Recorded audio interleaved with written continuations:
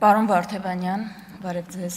շնորհակալություն 3-6 ժամ շարունակ,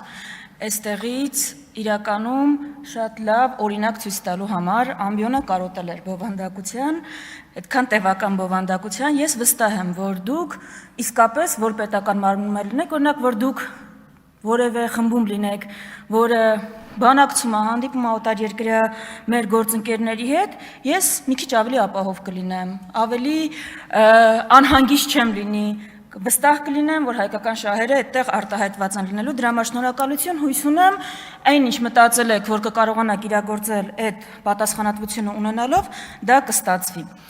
Այսքանը թեմայի մասին, հիմա գանք իսկապես անկյունակարային բանավեճին։ Պարոն Եղոյան, լավ եք։ Ինչ է եղել։ Ես ձեզ ոչ եմ հարցրել 3 գիշեր ինչ է կարևոր, տենց ջղայնացել եք։ Ես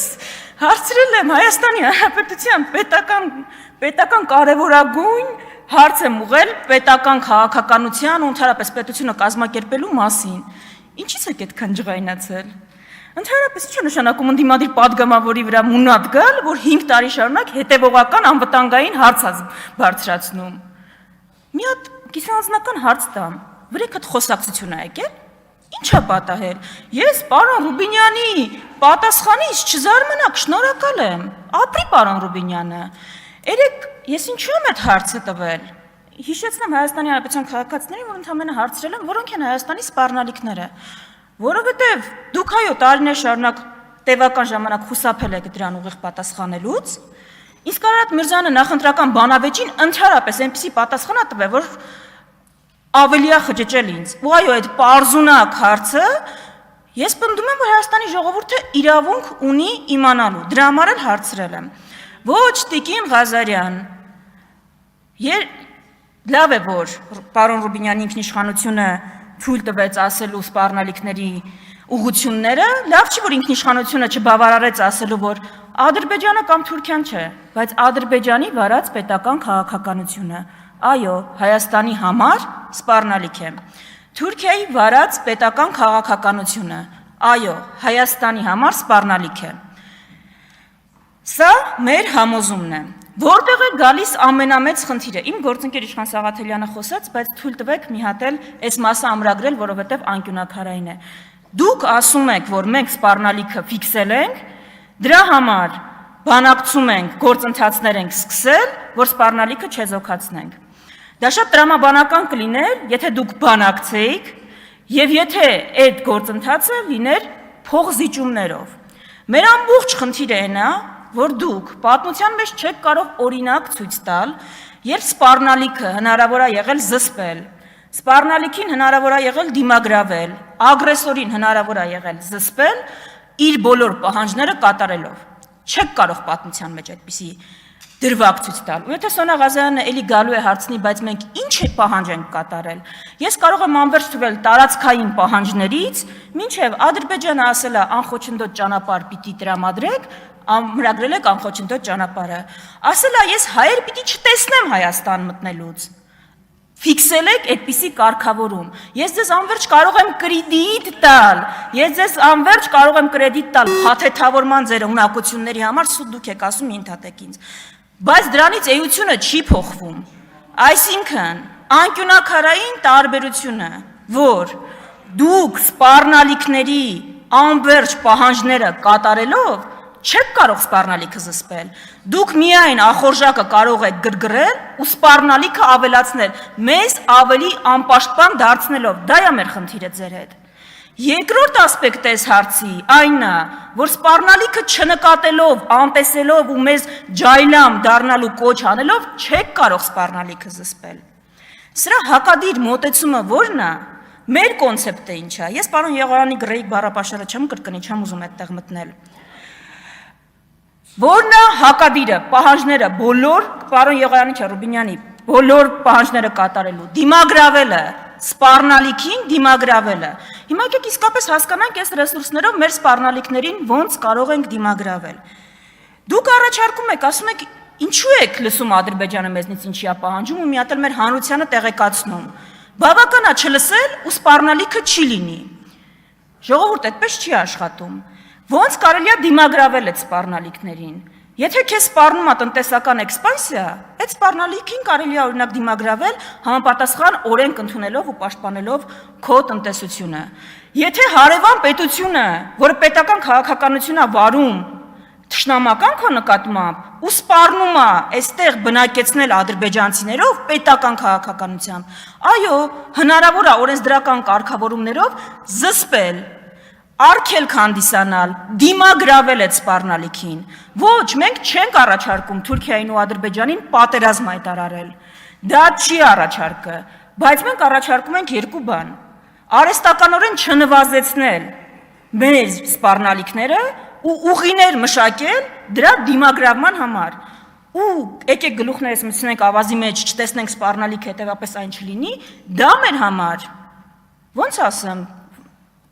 հիմարություն է, չի կարող,